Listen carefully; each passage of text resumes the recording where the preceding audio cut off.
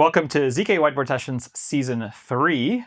Today we have Muthu, author of the kind of OG succinct proof / ZK, practical ZK paper, Ligero, who will be explaining to us actually how it works. I don't think you've done a whiteboard session before, have you? No, I haven't. Cool. And then what do you do nowadays, actually? I know you're a professor, but, feel free to give a full intro. Hi, I'm Muthu. I am co-founder of the company Ligero. I am a professor at Georgetown University, currently on leave trying to build this ZK and do something useful with it. So what will we be talking about today? Like, what's the rough outline of the lesson plan, so to speak? So I'm thinking that you mentioned about, OG. I want to talk about the OGs of cryptography, the introduction of zero-knowledge proofs and multi-party computation, as well as this concept, MPC-in-the-head. Okay. That is the foundation of the Ligero ZK system. So this is going to be part one. Part two will be the description of the Ligero system. Mm-hmm. And part three is going to be more about where do we go?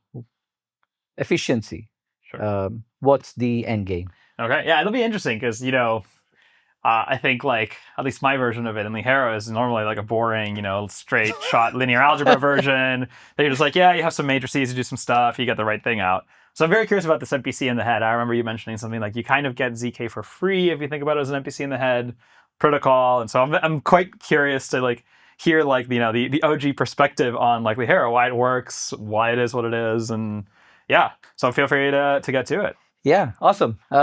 Maybe I want to say that one of the things that motivated us when we designed the system was also that we wanted it to be simple. Mm-hmm. Actually, before being practical, we wanted it to be simple. So I would be happy if at the end of the session people believe that Ligero is actually a simple ZK system. Mm-hmm. In fact, I'm going to wager to someone that they can take the description I give here and write a prompt to ChatGPT and build an end-to-end ZK system. I like it. That's my goal. All right. So let's begin. I sort of want to start by saying, two works that I want to talk about or mention. And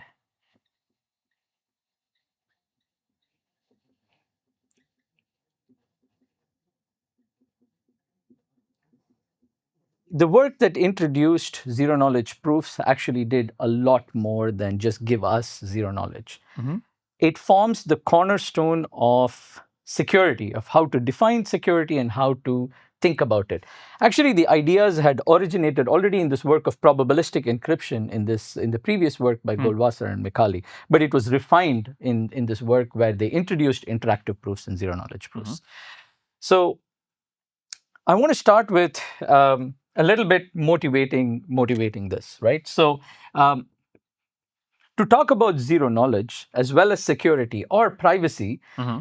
you first want to capture what does it mean to, hide something or leak something, or what does it mean to say that the verifier gains knowledge? Without defining knowledge, you can't define zero knowledge. Mm-hmm, mm-hmm, mm-hmm. So for this, I'm going to repeat maybe almost verbatim what my advisor, Rafael Paz, taught me, and I'm sure he heard it from his advisor, Silvio Micali.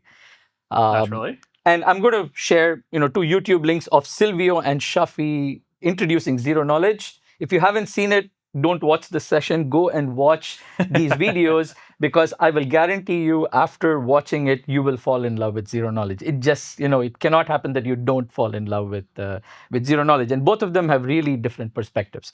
But here, it's going to be the Silvio way. So he calls something the Knowledge Act. Okay. What's the Knowledge Act? Basically, two principles. One, efficient computation is free. Mm-hmm. And the second, randomness is free. These seem benign, really, to even call it an act. Sure. But I'm going to tell you the way Silvio says this. If I come to you, say I have a bag of numbers, and I'm going to say, hey, I have a proposal for you. If you give me $1,000, I'm going to sort these numbers and give it to you. You're going to look at me strangely. I'm like, why the hell are you going to pay me $1,000? I mean, my phone, maybe even my smartwatch can do this today. Oh, yeah. Right? I mean, so like a billion times a second or something. A billion times a second. You're not going to like pay me $1,000 for that. If I came to you again and I said, hey, okay, maybe that was not your thing. I'm going to toss 1,000 coins, $1 a coin. Sure. And you're going to be, no, thank you. Like, I can do this. All the devices I have is capable of generating randomness. The Knowledge Act really is saying that for an adversary, an attacker, or an algorithm that can run efficiently with randomness, you cannot stop an adversary from learning what you can do with this. So you should imagine that an attacker of a system, when you're asking what can it learn, well, it can learn anything based on what it sees in the system, but applying an efficient algorithm. What is an efficient algorithm? I mean, from a theory of computation perspective, this is what's called probabilistic polynomial time algorithms. But these are the two things. Algorithms that run in good time and can use randomness. So knowledge, or something that you cannot prevent an attacker from learning in a system, is efficient computation on what it sees. Okay. So this is what knowledge is. So when we define a system, a protocol, etc., you cannot prevent an adversary from learning what is free. Sure. Okay. Now, zero knowledge, actually, this is, in some sense, I want to say, a precise measure of what an algorithm can learn from a system. And now you can define zero knowledge to be that an attacker should not learn anything more than what is free. Okay. And really, zero knowledge, the definition of security, captures precisely this. So let's go into this a little more slowly. So when you think of an interaction between a prover and a verifier in a zero knowledge proof system, I'm going to do the interactive version. I know that we are all familiar with the non-interactive version. Now, we're going to say that in a typical zero knowledge proof system, there is an input statement that both the prover and the verifier has, and the prover has some additional sensitive information. Now, you're going to ask in this, there is also an algorithm or a predicate or a compliance check, I want to say, on the inputs of the prover that the verifier wants to know if it is yes or no. Sure. So this is what captures a typical instance of a zero knowledge proof.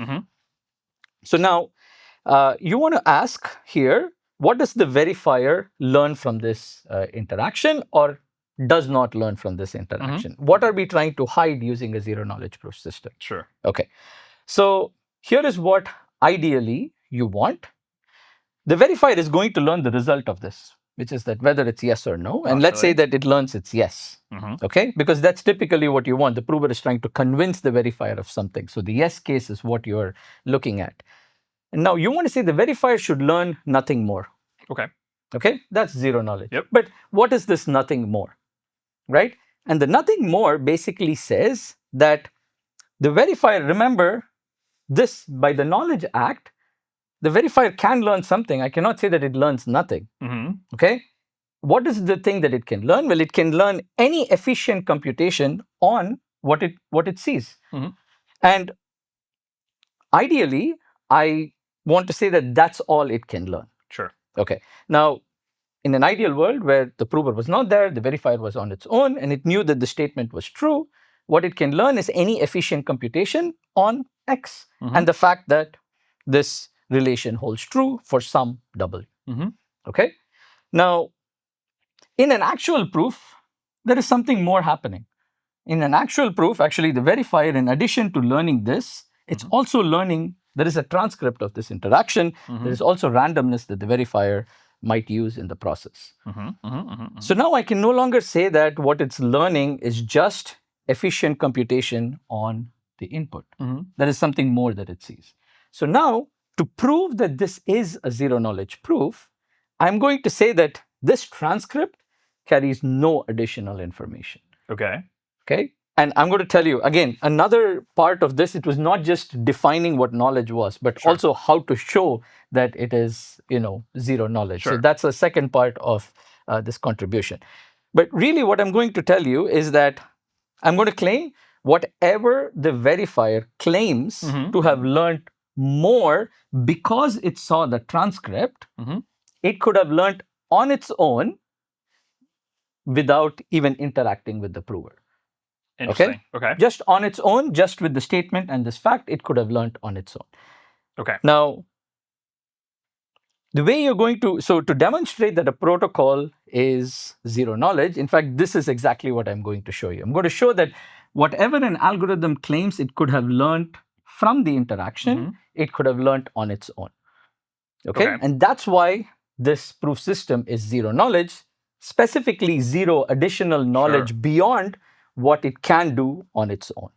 Interesting. I mean, so one question I have is, right, like, if somebody tells me, like, define something like zero knowledge, my initial definition would be something much sillier. It would be something like the probability of, like, any satisfying witness that, like, satisfies this thing is yes, given the public information, is essentially uniform, right? Like, in other words, like, whether there's a witness that, like, encapsulates, the actual data the prover has or any other satisfying witness, I would have no idea which ones of those it would be, right? How does this differ? I don't know if that's it is kind of like a weird notion. It's very statistical in origin. I'm just curious if it is different or if it's similar in spirit or if one implies the other or vice versa. The actual definition implies what you're saying. Okay. One of the parts what you're telling me is that, or at least one of the properties you're identifying, let me give an example, is that there could be two different satisfying solutions to this thing. The verifier should not learn which one. Correct. Okay. Exactly. So yeah, and for any two, they should not learn. And in particular, like, I think that is enough to imply that you are uniform over the space of satisfying witnesses or something. But I'm not 100% sure. We'd have to think about that. But okay, cool. So this definition does indeed imply the statistical it's actually something called, what you're saying is something called witness indistinguishability, or at least a part of what you're saying is called witness. And zero knowledge implies witness indistinguishability, but not, we don't know the other way around. Okay. So this is, I'm going to not go very formal, but the concept, when someone says they have a zero knowledge proof system, here is a question you need to ask. Where is your simulator? Okay. If you don't ask it, it's not zero knowledge. Sure. Okay. Now, they could use words, perfect zero knowledge, ZK.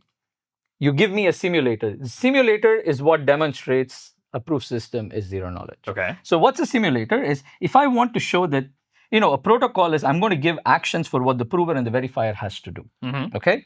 Now, to prove it's zero knowledge, I need to give you another algorithm that's called the simulator that takes as input only the statement. And what it can do is actually output a transcript and some randomness. Okay? Okay.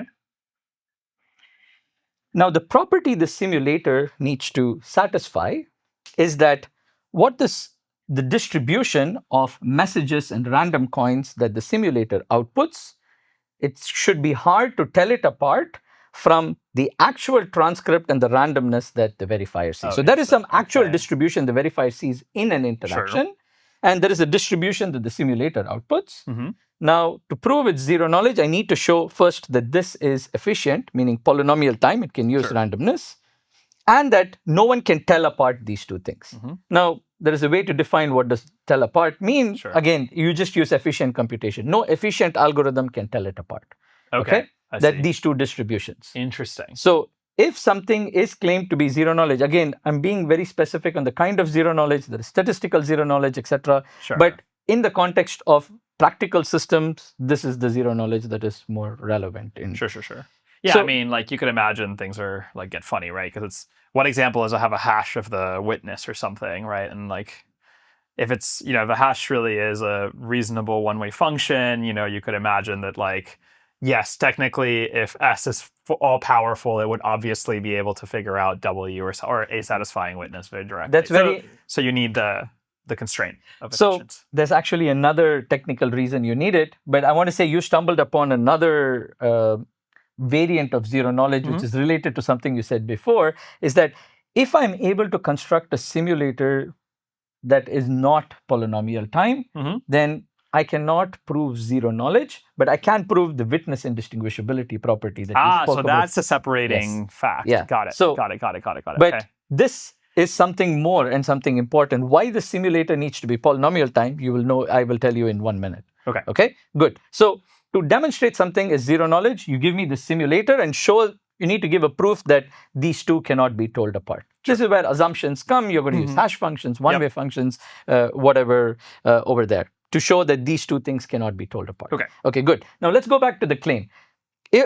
If you can demonstrate a simulator, I'm going to say that this proof carries no additional knowledge. Okay. Why?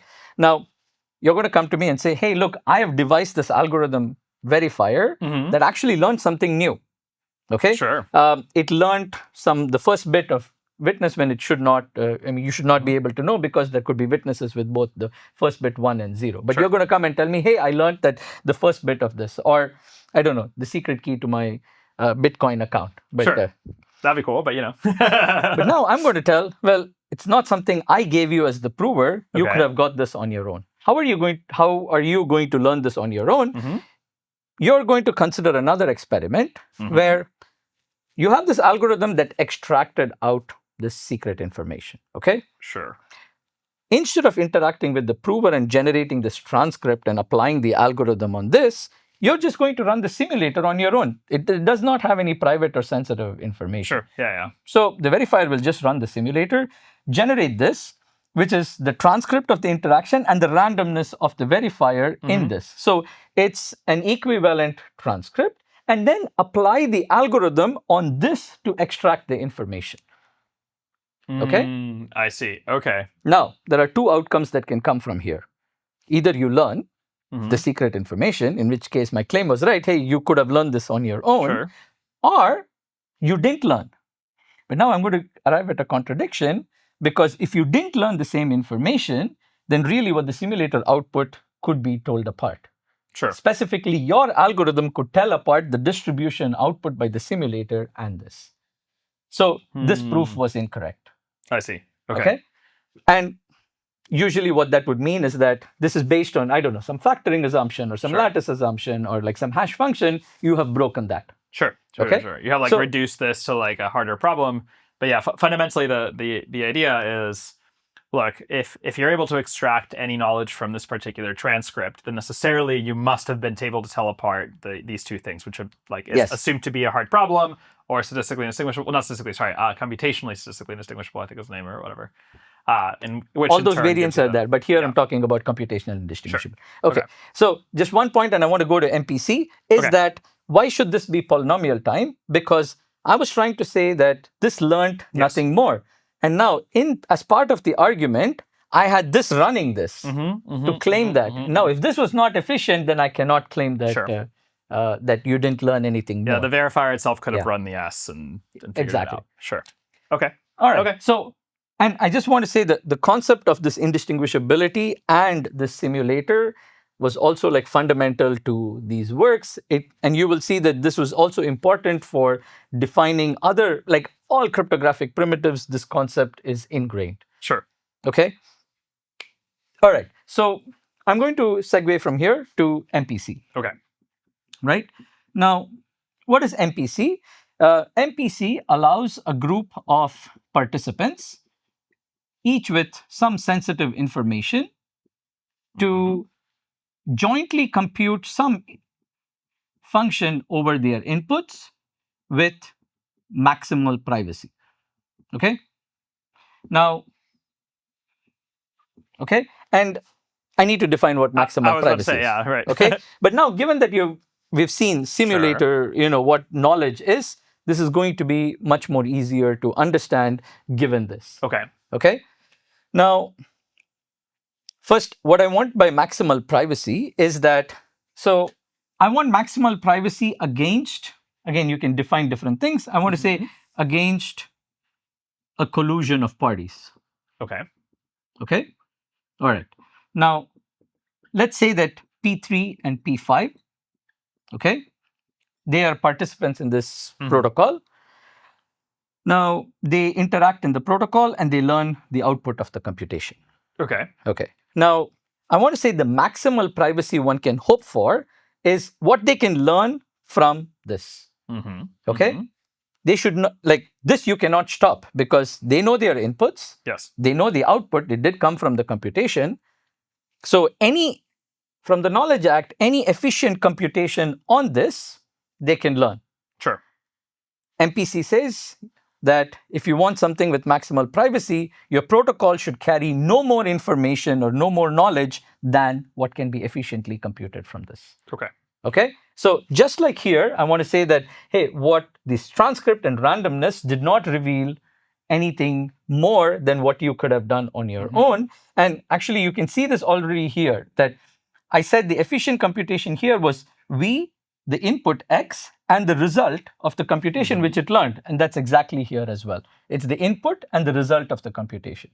So MPC, to define a protocol, is satisfies MPC for some function f against this collusion. Collusion is for any subset, again, you can do a threshold. There are many variants.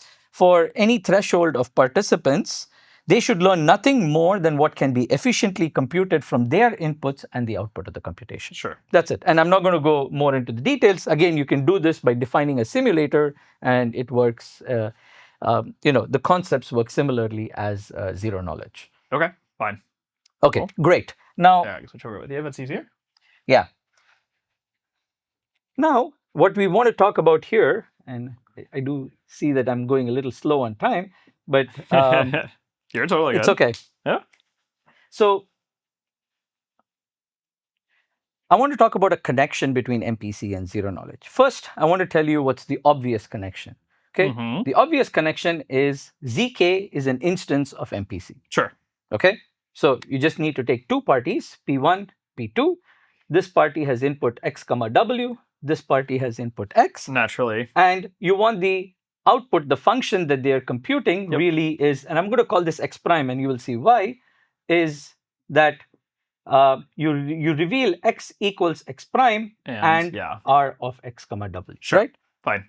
So I can take any MPC protocol, not any, but just for the time being, if I have an MPC protocol, I can create a zero knowledge proof. Okay? Sure. Now, in practice, we all know MPC is less efficient than zero knowledge, not just because of the progress, but MPC is less efficient than zero knowledge. Sure. But what's more is if I use this generic instantiation of zero knowledge from MPC, I'm going to inherit the assumptions that MPC needs. Yes. Sure. Specifically, MPC needs public key assumptions. Okay. It needs, in the most general sense, it needs so something called oblivious transfer, but you can just think of I need public key encryption. Okay. So, but we all know that zero knowledge can be done from hash functions. Yes. Okay. And there is a separation between hash functions and public key encryption. Sure. Okay. So if I use this generic transformation, not only it's inefficient, but also that I'm going to inherit these things. Okay. Now, this work that I want to talk about, which is by Ishai Kushilevitz, Ostrovsky, and Sahai, 07, gives an interesting connection from MPC to zero knowledge, which is going to give efficient constructions as well as solve this problem of cryptographic assumptions that you have to do. And one word I'm going to say, and then I'm going to switch to how this MPC, this is sort of the paradigm MPC in the head, which I'm going to talk about next. But which I'm very curious about. Yeah, and I am super excited about talking here. MPC comes in two flavors. Many flavors, but the category I'm going to talk about is one is called dishonest majority and the other is called honest majority. Sure. It's about how many collusion can you tolerate? Is it 50%, like the consensus protocols that we know, or can it be up to n-1? Okay. So dishonest majority means that up to n-1 can collude, and honest majority means up to half or up to a third. Sure. Again, there are many flavors that you can do. Okay. Now, I want to talk about the flavor of the honest majority, which is up to a half. Okay. Okay. Yeah, now, right. Given the separation here, it's going to make sense, I assume. Exactly. Sure. I want to say that this MPC to zero knowledge, I can't apply to honest majority protocols. Okay. Yeah. because I cannot have an honest majority in two parties. Yes. Okay? Right. So the minimum I need is like 3 parties, but with 3 parties, I can't do this generic transformation. Sure. Okay? The second thing I also want to say is honest majority does not require assumptions like this. Like public key is not needed. In fact, no assumptions are needed to design MPC in the honest majority setting. Okay. All right. Very So interesting. I'm going to now switch and I'm going to show this. Okay, great. Want to go over here or up to you? All right. Let's see it. Great. And this is really, I was a PhD student when this work came. And I remember watching the presentation by Yuval. And I'll say, just like I said, I fell in love with ZK. I fell in love with MPC-in-the-head after this, this presentation. And actually, there's a tagline which maybe I should attribute to Yuval. He says, honest majority is useful even when you don't have an honest majority. Oh, good. Okay.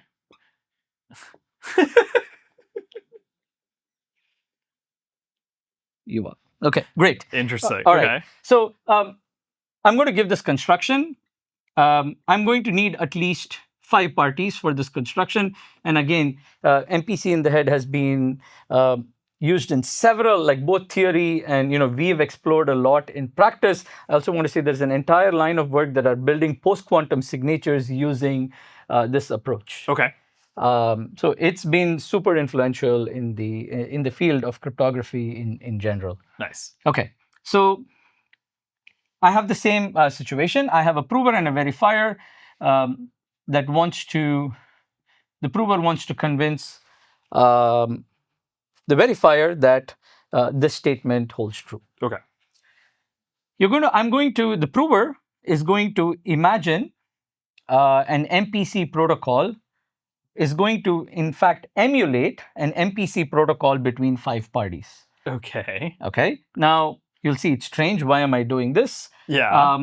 I'm going to give these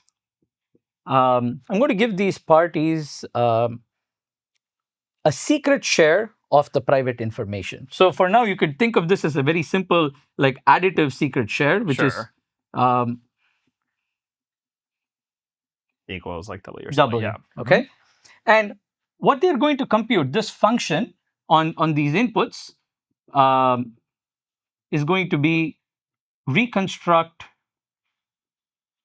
W output R of X comma W. And you can imagine that X is hard coded in the function. I mean, essentially, this is just the other way of putting it is R of X comma W1 plus W5. Exactly. Dot W5. Yes. Sure. Okay.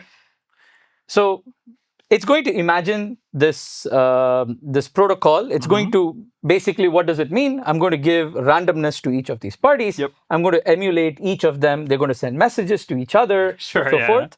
And now I'm going to define something called the view of a party PI. And this, really means, what you would think what a view is. I'm a participant. What do I see in this interaction? My input, my randomness, and all messages that come into me. I don't need to talk about the messages that I send because I can compute it from the information, my input randomness, and the messages inbound, I can compute my outbound messages. So really the view of PI is its input, randomness, and inbound messages. Okay. Now, what is the prover going to do? The prover is going to send a commitment. Let's call this VI. I'm going to define this to be VI. It's going to send a commitment to the 5 views. I see. What's a commitment for purposes of this? Just a hash applied on it. But that's not technically true. You have to add nonce, etc. But just for the purpose of the discussion, I'm just hashing the view and I'm going to send it to the verifier. Okay. And the verifier is going to pick 2 of these parties at random, I and J.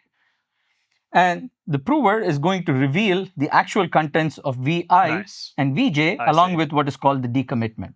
Okay, like I need to prove that what was revealed here was what was committed in the first round. Now, if you know Merkle trees, this can be easily implemented using Merkle trees. Put all of these in V1 through V5 in the leaves of a Merkle tree, and when I open it, I give you the Merkle paths and these two values, and I get this. Sure. Okay.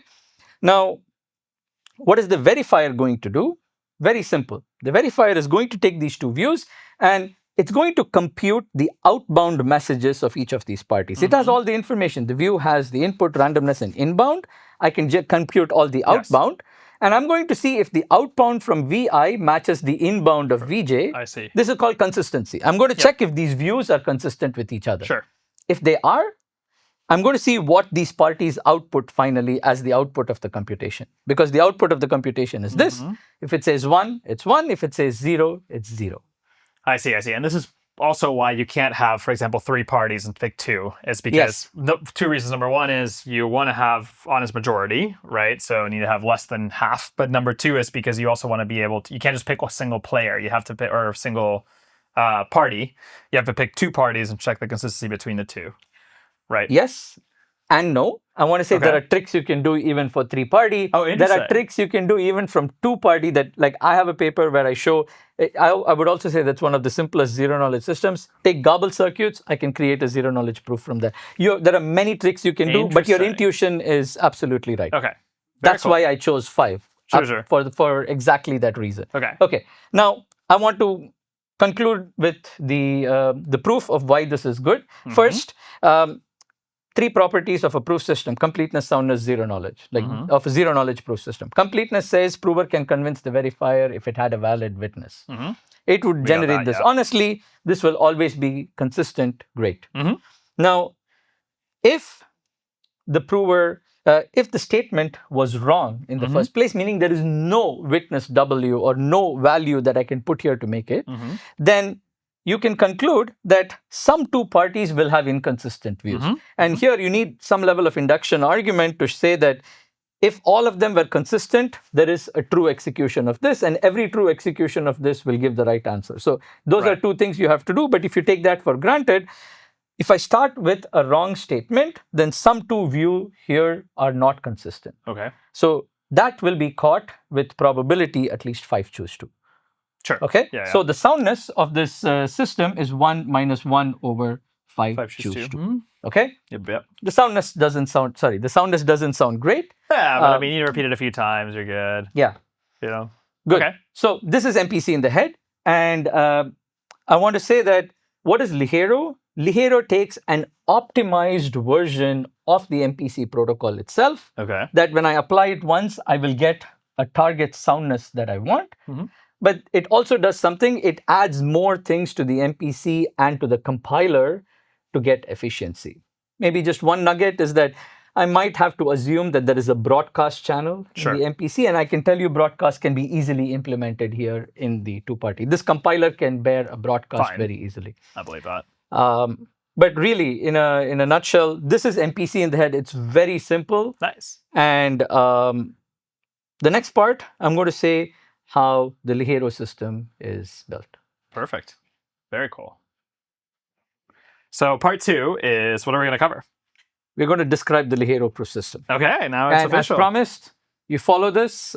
I will tell you, you can code a zero-knowledge system, a ZK SNARK with succinctness, succinct verification right after this part.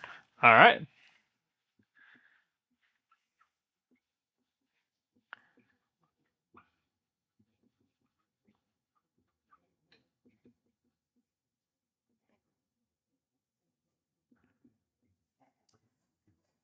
Okay, this is, I'm going to present this work that we published back in 2017 at ACM CCS. Sure.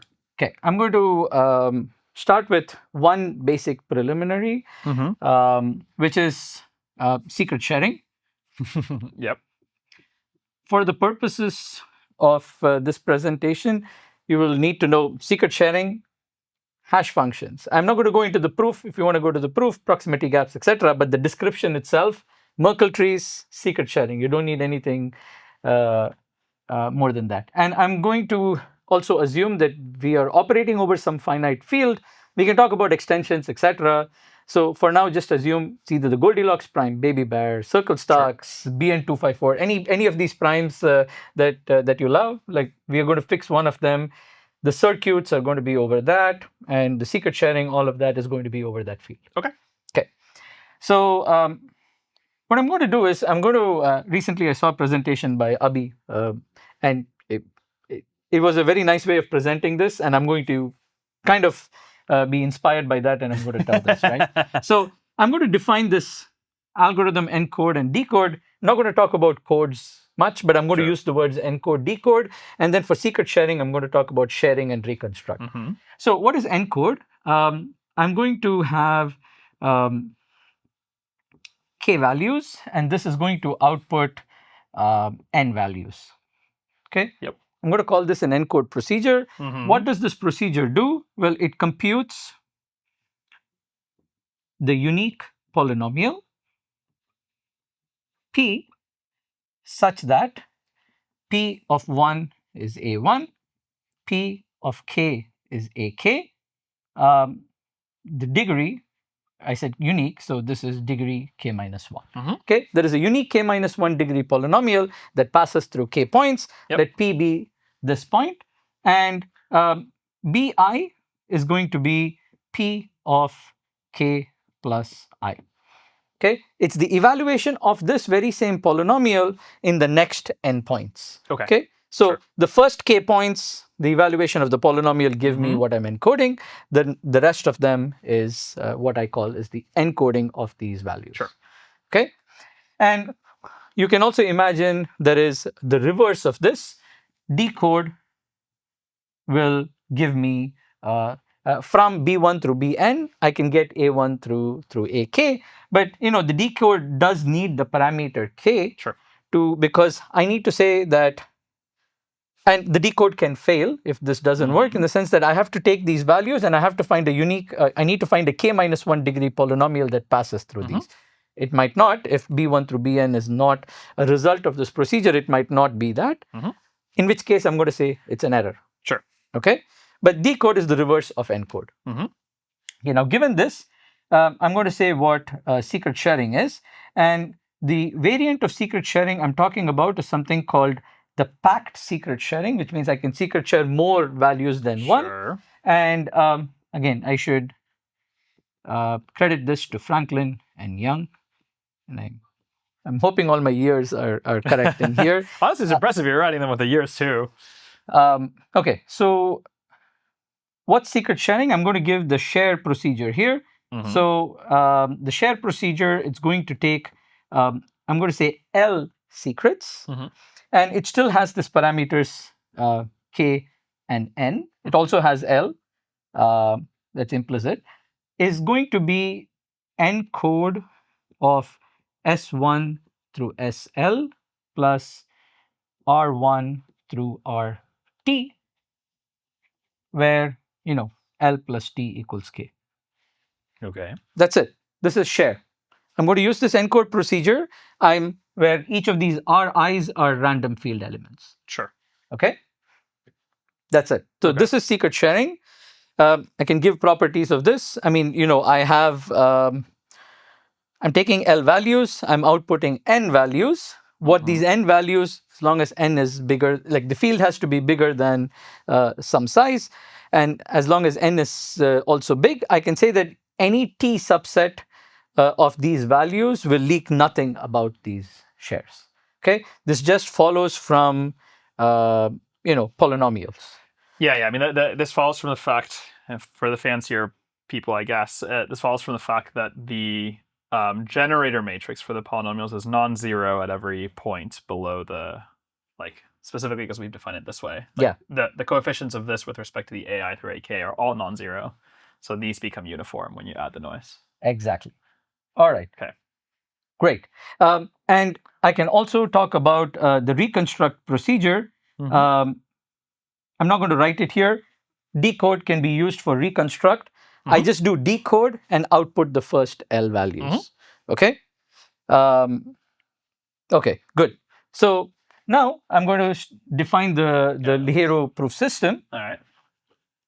I do think I'm going to run out of board space. I should have started a little.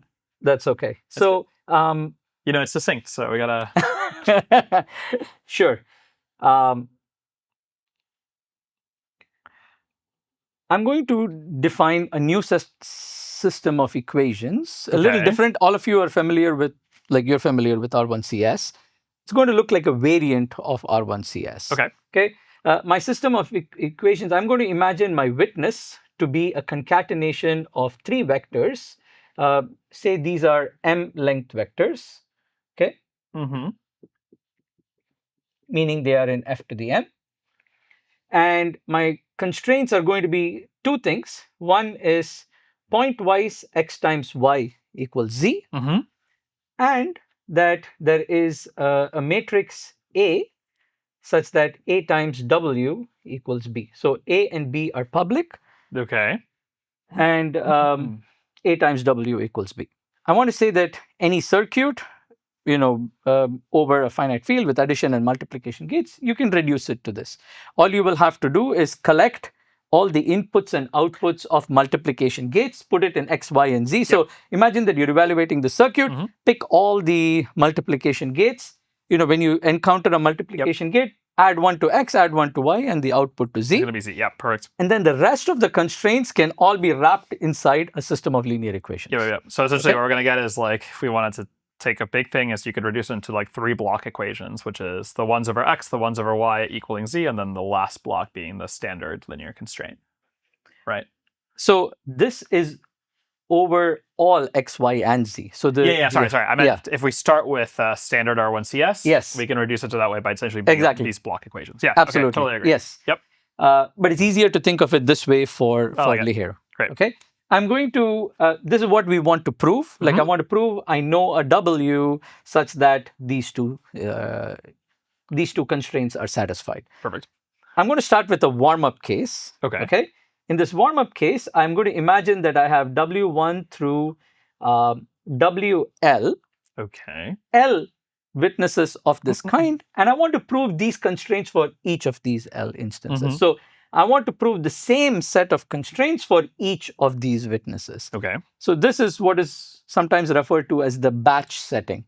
I have a batch of instances with the same system of constraints. Okay.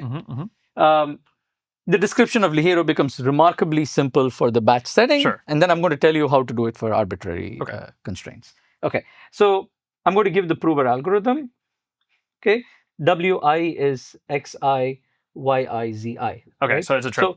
And each of them are m-bit vectors. So yes. I have to write xy1, yi1, zi1, and all the way to x11, z11, and then x1m, y1m, z1m, and the last one is going to be xl1, so forth. Okay, it's just for the Lth instance, I'm going to write it over here. Okay, now what I'm going to do is I am going to take row by row, and I'm going to packed secret share. Actually, let me call this PSS for short.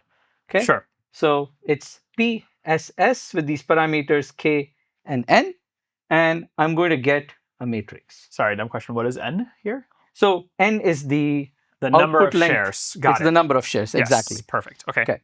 And I'm going to say that the ith row here, I'm going to denote it by UI. Okay. Okay. Now, the first step, actually, let me describe this system. I forgot to mention, I'm going to describe this not in the MPC-in-the-head flavor. I'm actually going to discuss this as what people love these days as an IOP, because it is. Okay. Sure. An interactive oracle proof is I can send you proof oracles that will allow you to query a few spots, and then we interact. And we can send multiple oracles. In this case, I'm going to send only one oracle. Right. Okay. So I'm going to describe in this. We all know how to compile these things using Merkle trees. So that part I'm going to skip for the moment. So what's my proof oracle? My proof oracle that I am going to compute basically contains in position I the column, the ith column over here. Okay. Mm-hmm. And if we want actually this whole matrix in, let me call it capital U, and this, I know I'm abusing small u and capital U, but we can imagine that the column is Got it. denoted by UI. So wait, so sorry, just to be sure here, UI is the ith, is the like all the shares for the ith row of this matrix. Yes. So in this, so just to like make sure that the numbers are right in my head here. So this matrix is m rows, right, and L columns. This matrix is similarly m rows. Yeah. Actually 3m rows. But 3m rows. Yeah, 3m rows and then in this n case, columns. n columns. Okay. Yeah. Okay. Right. Yeah. Sorry. Transposes versus not transposes and stuff. But yeah. Okay. I know. Great. Got it. Cool. Bear with me. Yes. Right. So it's perfect. So what we're doing essentially is when we do one of these shares, or when we do this this proof oracle, the proof oracle is we're going to take all of the shares, or the ith share for each of these rows, right? And that will become proof oracle at position I. Yeah. Typically, people, when they think of, I guess now people are okay with a column of things being in a proof oracle, but in the history of probabilistically checkable proofs, etc., you would imagine that's a single field element or a single bit, which is what they optimized for. Yep. But here, I'm really thinking of a column of values sitting in a position of this proof oracle. Okay. So the prover sends this as the proof oracle. Okay. And now I'm going to give the interactive version of the Ligero system. Totally You can make it non-interactive using the Fiat-Shamir heuristic. You don't have to worry about the recent Fiat-Shamir attacks because this is constant round. We are yes, this is good. If you're constant round, then you're out of the weeds. Okay, so I'm going to imagine that the verifier gives me a single random field element, and then the prover is going to compute 3 aggregates of these rows scaled using this randomness and some additional operations. Okay, so one, we're going to call this, and I'm going to call this the proximity test. But if you read the paper, we called it the code test, but I think everyone understands now proximity test better. The second is the multiplication test or quadratic test, and the third is linear test. Okay, so really these 3 are going to capture whether the prover has not cheated in this process, in terms of have I not. The first one checks whether the prover encoded things correctly. Or computed the secret shares correctly. The second one makes sure that this constraint satisfies for everything. And the third one checks if this is satisfied for everything. Okay, perfect. Okay. Good. So I'm going to go there. Switch over here. Yeah, please. And I'm going to try to write a little more succinctly so that... Totally up to you if you want to erase it or not. Totally up to you if you want to erase that part or not. I'm going to erase this part. Okay, let's talk about what happens in each of these tests, right? Okay. So first, the proximity test, super simple. Okay, the analysis isn't, but the actual proof step is pretty simple. I construct this vector 1 r squared r to the 3m, and I give this times the U matrix. And really, what this is summation r to the I ui. Okay, this is to be clear, little ui. Little ui. Yeah. Yep. Yeah. I will say that the test fits in about a page and a half of math, so it's not so bad actually. Yeah. There's some tests that do not fit in a page and a half, so this is like that is true. Okay, the multiplication test also, I'm going to tell you, is actually pretty simple. It's going to be, I'm not going to write it in the vector form. I'm going to say that it's going to be r to the I u 3i minus 2 u 3i minus 1. I know the indices look a little crazy, but bear with me for a second. Okay? Yep. Perfect. Okay. What is this? Yes. This is pointwise product of these 2 rows, and then I'm going to subtract this row. Now, if you look here, let's look at when I instantiate I equals 1, it's really 1, 2, and 3. And it's the encoding of the x, the y, the z.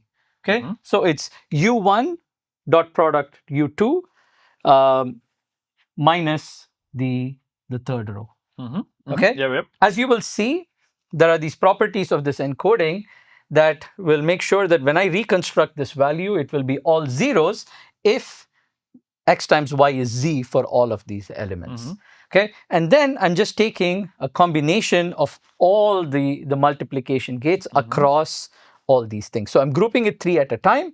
I'm multiplying the x and y, and then I'm subtracting out the z, not for the values, but for the encoding or the secret shares. Okay, this is the multiplication test. Makes sense. And the linear test is a little more complicated, but not that much more. And I'm going to say that it's going to be I equals 1 to 3m of what I'm going to say r hat I of ui. Yep. What is r hat? So r hat is going to be this vector 1 r squared times the A matrix. Yep. Okay? The A matrix is the constraint matrix. So this should be equal to r hat. Oh, so we I've not told you what the verifier is doing. Yeah, but we will come to that in a minute. Cool. Right? Yes. So I've just defined the r hat vector to be this. Yep.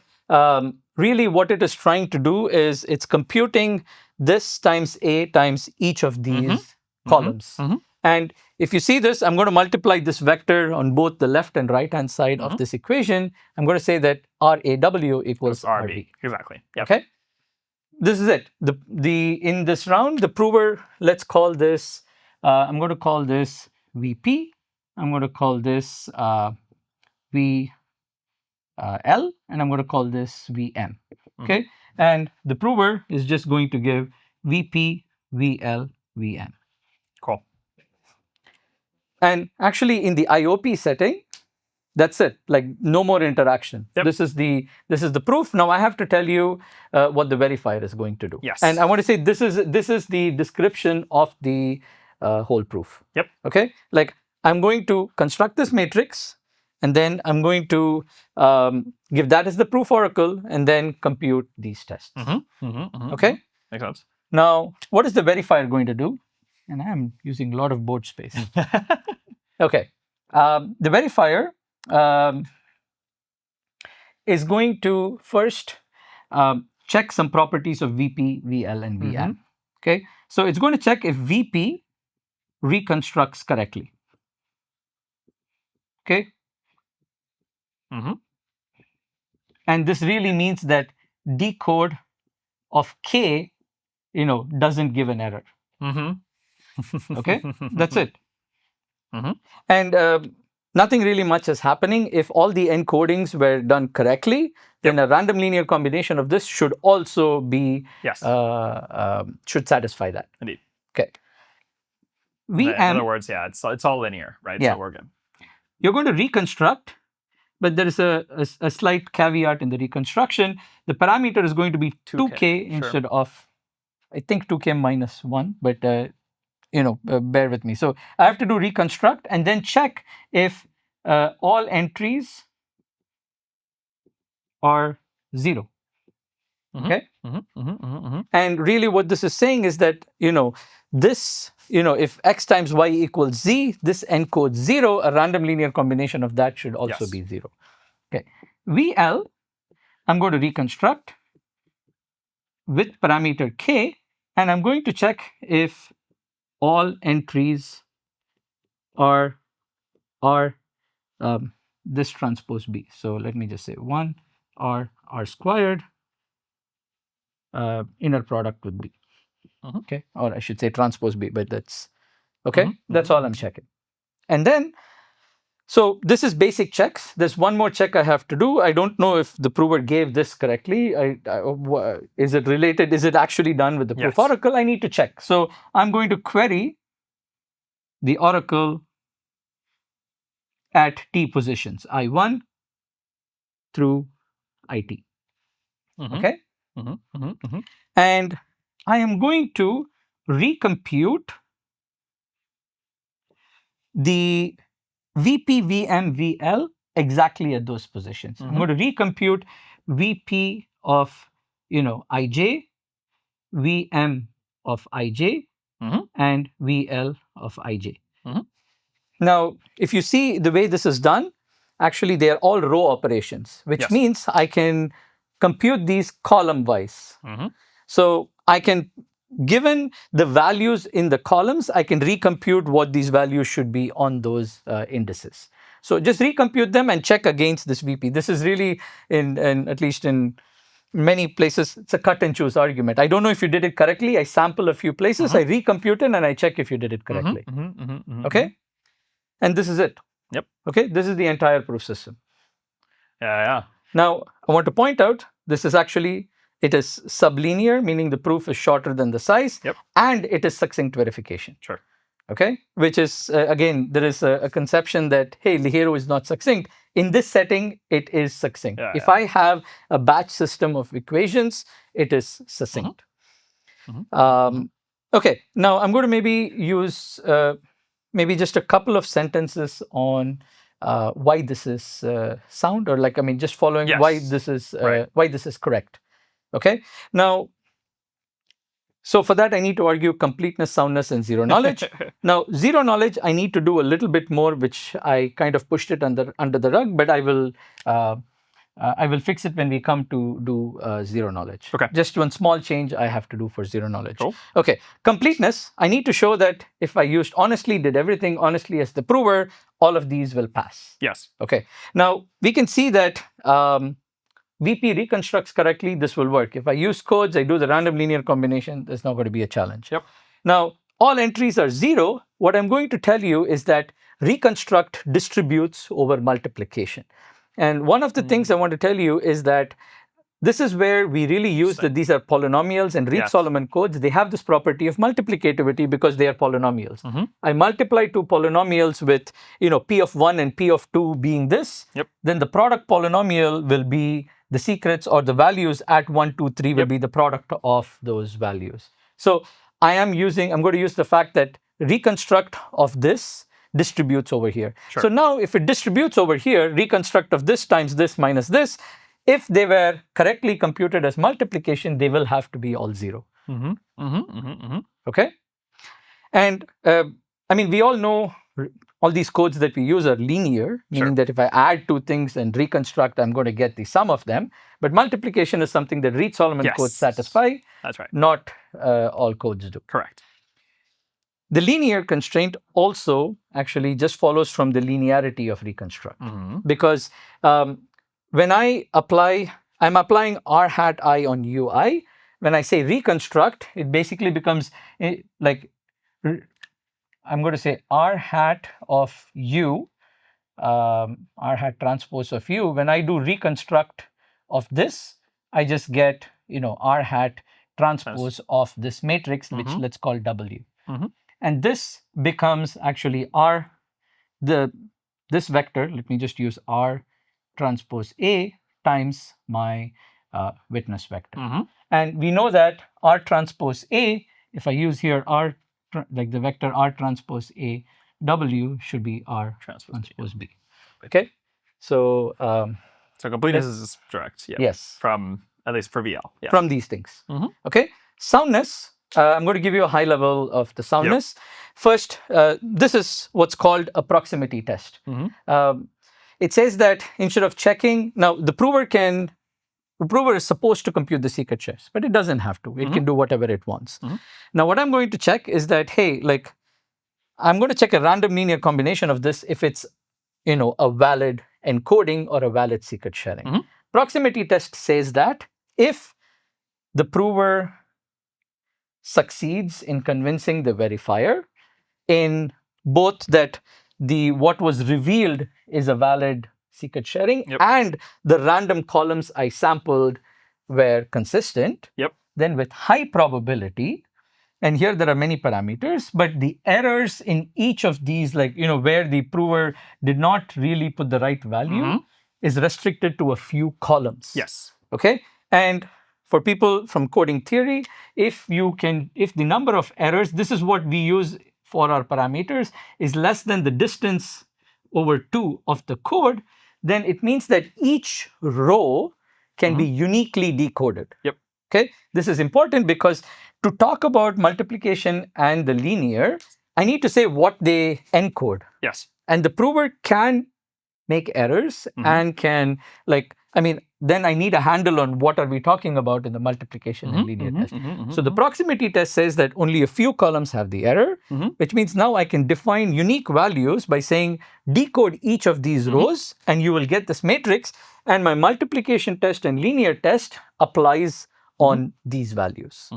Okay, so the proximity test tells me it's uniquely bound to some values, and then I can argue that, hey, like if you give the incorrect answer, I'm going to catch you with just by looking randomly sampling these columns, I will catch you on the multiplication and the linear test.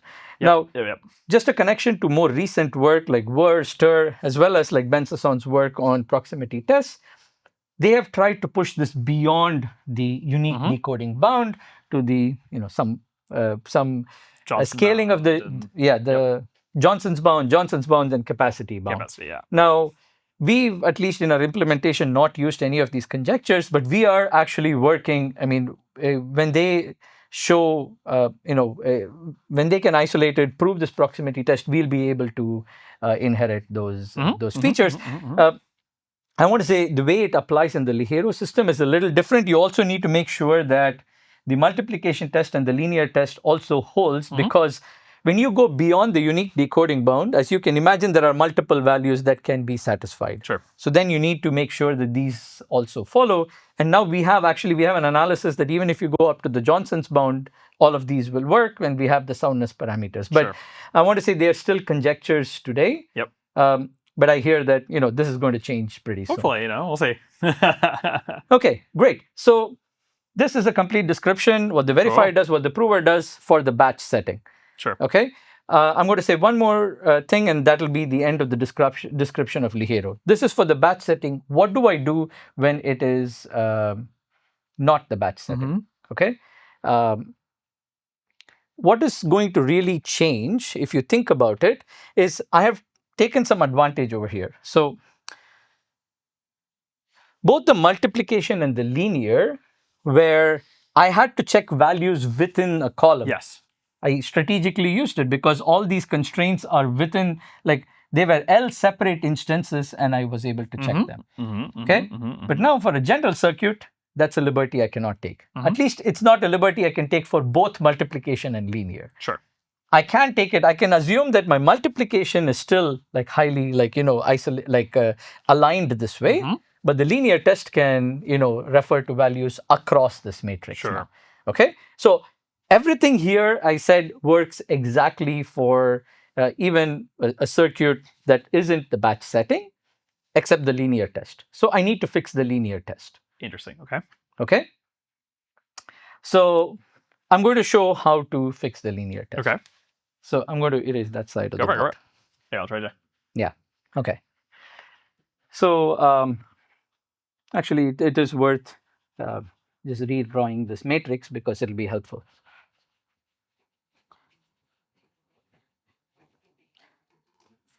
Now, I'm going to assume still they are m-length vectors. I think it's not going to affect too much. I'm going to have x1 through xl.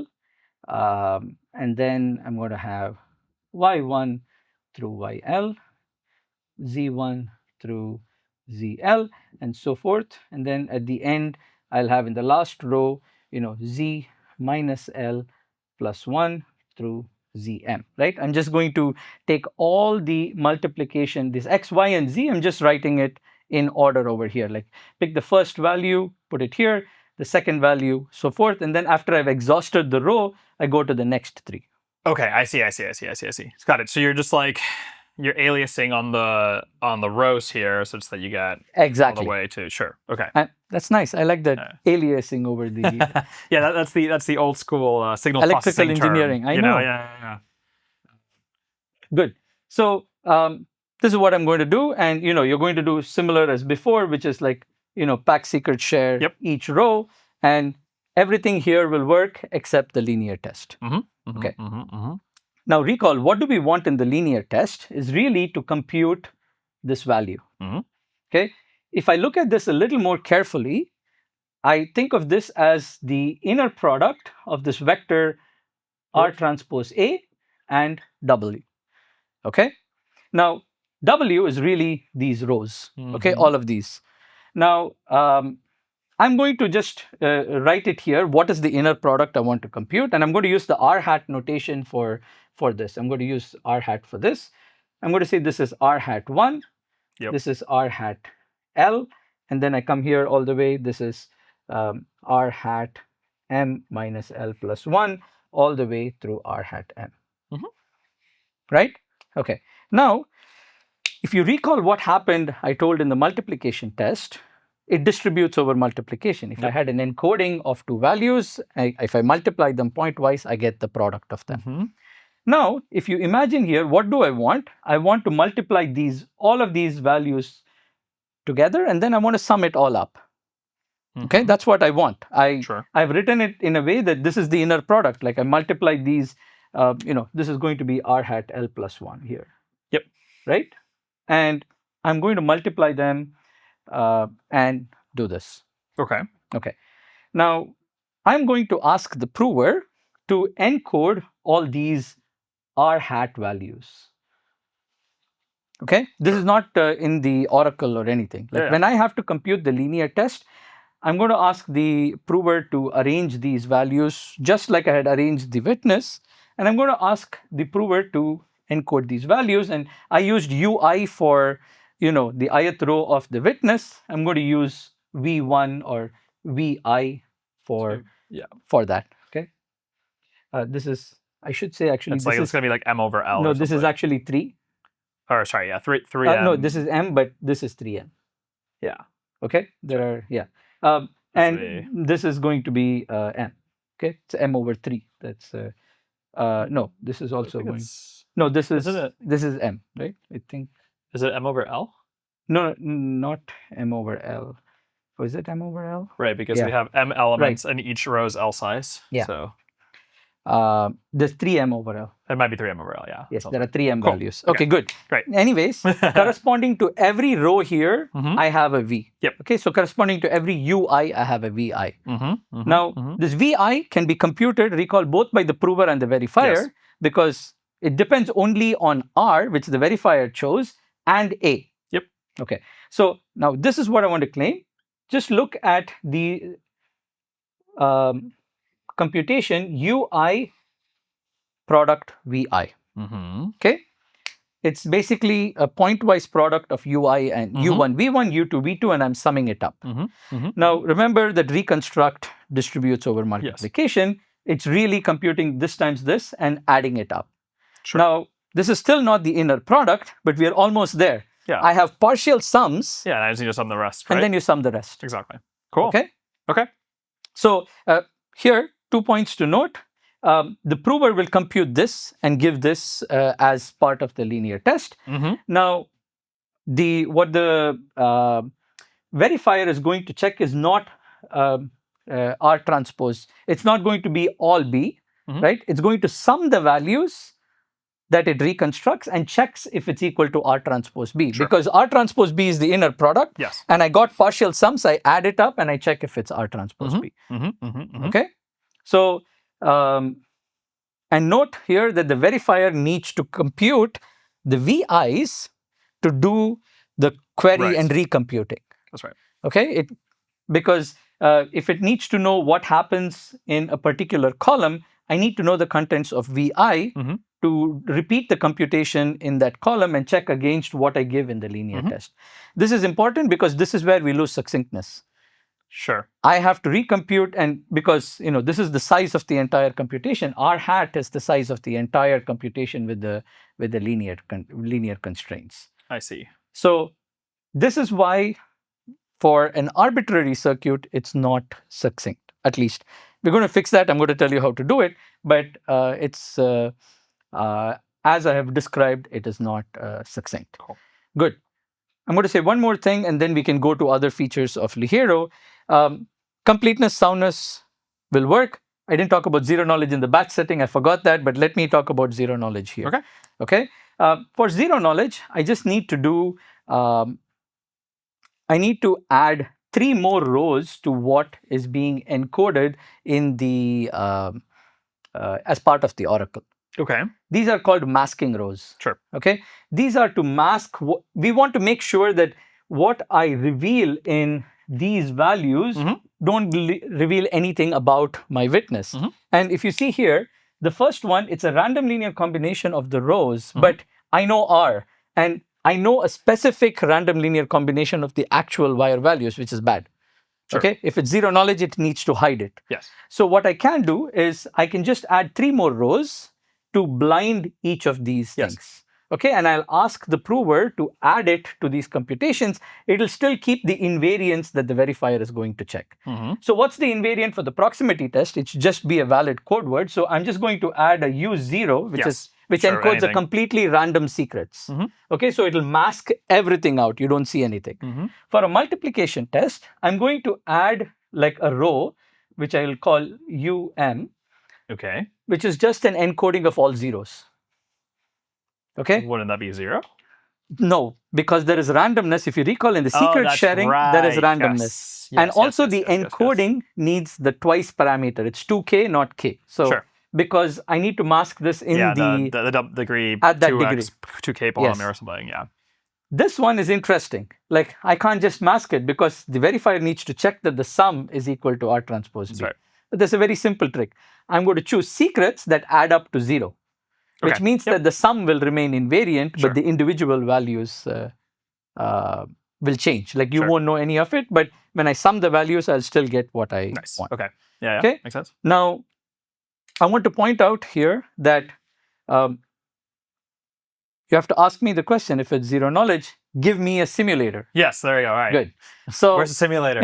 Give me the simulator. So the simulator really needs to see, it needs to, let me tell the easy part. Okay. How do I simulate the columns that the verifier is going to query?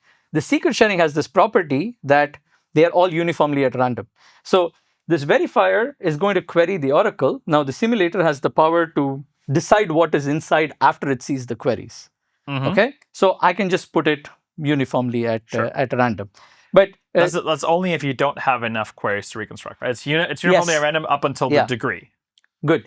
But here is the caveat, is that, okay, I can't really do that because I have to give you these values VP, VM, VL before the queries are determined. The verifier sees these things before doing it. Sure. So what I'm going to do, first I'm going to generate these things. Okay. For VP, I'm just going to give a uniformly random code word. Okay. For VM, I'm going to give you a uniformly random code word that satisfies that they are all 0.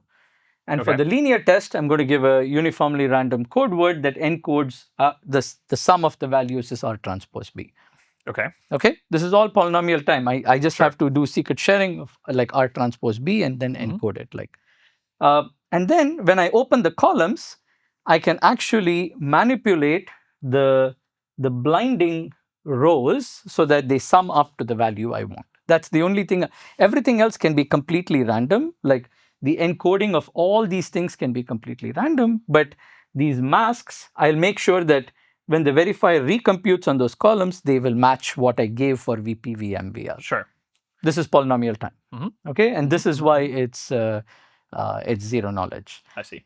And I want to say again, I probably can't go very deep into it, but the reason other systems like STARKs or SumCheck GKR, the problem getting zero knowledge, all of them can be made zero knowledge, is the multiplication part. It's not easy to make it. The masking there is way more complicated. Sure. Okay. Here is where, because we abstract out the multiplication and use multiplicative codes, that becomes super simple. I see. So that's probably, it makes it simple. That's what I should tell you. Okay, so that's Ligero. Awesome. Very, very cool. So just bringing back the part here of succinct verification. I'm going to give like a very short version of, even for arbitrary circuits, Ligero can be made succinct. But before that, I want to make a point which I'm sure most people know, but I would like to stress this, that you cannot get succinct verification. Okay, like you can get succinct verification only in a specific case, meaning that if I don't tell you what's the circuit ahead of time, the verifier needs to spend time looking at the circuit one way or the other. Sure. Okay. If you see in Groth16, I really have to do the setup before that. But even in others, the verifier needs to spend time at least once looking at the entire program. Where you can get succinct verification is where you imagine that the same circuit is used many, many times. Like in roll-ups, like it's the same kind of circuit that you do many, many times. In many situations also, like I'm trying to prove the same statement many times. In these cases, you can give a succinct representation of the constraints to the verifier so that not the first one, but every subsequent verification can be done succinctly. Sure. What? And these type of ZK SNARKs are actually called pre-processing or holographic. So the question is, holographic proofs were introduced a long time back. No, it's a cool name. It's just, it's weird because in physics, holography means something very specific. So. But I think most people refer to it as pre-processing because you do some pre-processing on the constraints to do it. Sure. Okay. Makes sense. So let's make Ligero a pre-processing SNARK. And I'm going to do this computer sciencey thing to say that this problem has already been solved, and I'm just going to point to there. Okay. So if just recalling here, the reason this is not succinct is because the verifier needs to recompute the R hat polynomial, the R hat values and the encoding. But what if someone actually gave me what I needed? And what I needed was not really the R hat values. It was just those columns in the VI shares that would help me recompute the values to check that the linear test was done correctly. So recall that the prover gives me something and the verifier queries the oracle and then recomputes it on those values that this linear test agrees on those indices. Sure. Okay. Yeah. Now, I need the values of these VIs on those columns. The verifier needs only those. Sure. It's just that it doesn't know how to do it otherwise, so it has to start from here, encode it, and do it. But what if the prover gave this? Sure. Okay. Now, of course, you don't trust the prover, so you attach a second proof that this was done correctly. Okay. So now I'm going to point to, you can use any SNARK because this doesn't have to be zero knowledge. Sure. Yeah. These R hat, these values depend only on A and R. And R is public and A is known ahead of time. Use any pre-processing SNARK for this. Got it. Okay, fine. So make the prover reveal. Again, this might not be the most efficient way, but given all the progress in SNARK, two things I want to tell you. That this doesn't have to be even done on the device that you generate the proof. A third party can do this for you. Okay, like this proof can be generated by a third party given the R for the thing, you can do it. And that's it. Now the verification is succinct. And whatever is the pre-processing needed for that SNARK is the key that the verifier needs. And using that, you can verify it succinctly. So interesting. Okay. That's succinct verification. We are, of course, doing some optimizations in this space to make this much more efficient, but that makes the Ligero verifier succinct. But what I want to talk maybe in the last few minutes is memory efficiency. Okay. So we talked a lot about ZK, MPC, Ligero. So I want to sort of maybe set the stage a little bit. If you're caring about ZK, you're caring about, to some extent, client-side proving. Okay? Because you're caring about privacy and you're caring about, it can be privacy for individuals, privacy for organizations. Sure. And this is about regulatory compliance on chain, etc., which is something that Ligero is trying to build infrastructure. Now, when it comes to individuals, it's their devices. You have to generate these proofs where the sensitive information rests. Yep. If you don't care about ZK, you don't need to do it on device. Okay? So if you're caring about ZK, it's about getting it on a portable device, which means that you want to be memory efficient. Okay? An iPhone Safari browser, a Safari browser on an iPhone has at most 1 gigabyte of RAM. Okay, so your proof system should be able to run in with that much memory. Sure. The second point I also want to make is when someone comes up with these tools for ZK and privacy, the second question you're going to ask is what size of computation you can do. If it is like 1 to 2 million, I want to say today Groth16 is super performant in that regime. Okay. Okay, so Really, like if you're going to compete in that space, sure. But I think the real applications lies in like much larger, 50 million to 100 million. You want to do liveness checks, video checks, and other computations when you want to think of KYC or AML. So you want your ZK to scale to, like, I mean, I'm saying even if you want to do benchmarks, etc., you're thinking about large computations. And also you want to build systems that can scale to that size, right? Like some 50 to 100 or maybe even more than that. We have an ambitious goal of being able to prove an Ethereum block on a browser. So that I think could run to billions of gates. Sure, I believe that. Okay, so memory efficiency, right? Now, as you can see in Ligero, like we want to ask how much space does or how much memory the prover needs. Okay, now first I need to build this oracle. And if you recall the compilation of an IOP to a SNARK, I need to build a Merkle tree to represent the oracle. That's right.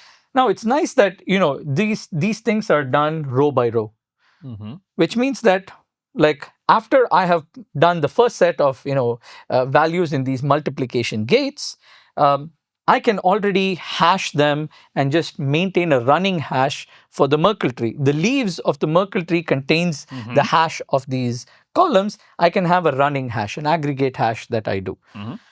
So it's also called like the Merkle-Damgard process of computing the hash, iterative hash of a string. And the point is that after this is done, I can garbage collect it. I don't need these rows anymore. So when I'm preparing this oracle, I can do it in a memory efficient way as long as I can stream these values. Sure. Okay. Even when I have to reveal these values for the verifier for some queries and give the Merkle decommitment, I can do this as well. Okay, like I can recompute all these values and just pick out what are the queries that the verifier wants. Now, the prover, now we have to talk about the prover computing these tests. Yes. Okay, now I want to say that the proximity test and the multiplication test can be done in a memory efficient way. You can see this because after I have done this computation for every set of 3 rows, I don't need that anymore. The proximity test is even more easier. Yeah, right? You're just aggregating the rows in this case as you go, right? The linear test is the challenging part. Okay. Okay, or at least we don't know if that can be done in a memory efficient way. But I'm just going to punt it by saying that for getting memory efficiency of the linear test, the prover needs these R hat values. Yes. Okay. The question is, can these R hat values be done in a streaming way? And can I garbage collect these R hat values? And we're going to assume that the constraints are local. Right? If I think of this A matrix, if they're like, block matrices, like after the first block, I don't need to worry about the values over there. Yep. And also, just a small optimization here is like when I compute these R hat values, I don't need to compute A and R and do this matrix multiplication. In fact, you can compute this, in place, implicit. Like I can directly compute these R hat values for these constraints. So just these 2 observations will tell you that you can do this in a memory efficient way. Sure. That being said, I don't want to discount the engineering effort that takes to make this for a compiler like a ZKVM that we have done, like the engineer who coded this, for a WebAssembly. Like, it takes a lot of more compiler techniques to make sure that this doesn't go out of memory. But theoretically speaking, it is memory efficient. Very cool. Yeah. The last point I want to make is that here is the core of memory efficiency. I cannot keep all these values in memory, as you have seen. That's why I say I keep saying about garbage collecting these rows. So when you see a memory efficient, and this is just my conjecture, and I probably can be totally wrong, at least for hash-based systems, people are going to use like a square root by square root matrix of this form to do it. Even Starks or others, I think they are going to, Starks are, I think, much more leaner when it comes to these matrices. Yeah. To get memory efficiency, they are going to have to compromise and make it more Ligero style in doing this. I agree with that. The second thing I'm going to tell you, which you have to pay attention to, is the number of passes I have to take on the witness. Yes. Okay? As everyone knows, the hardest or the one that takes the most time in ZK is not coding, is not NTT, is not hashing, is not any of those. It's witness generation.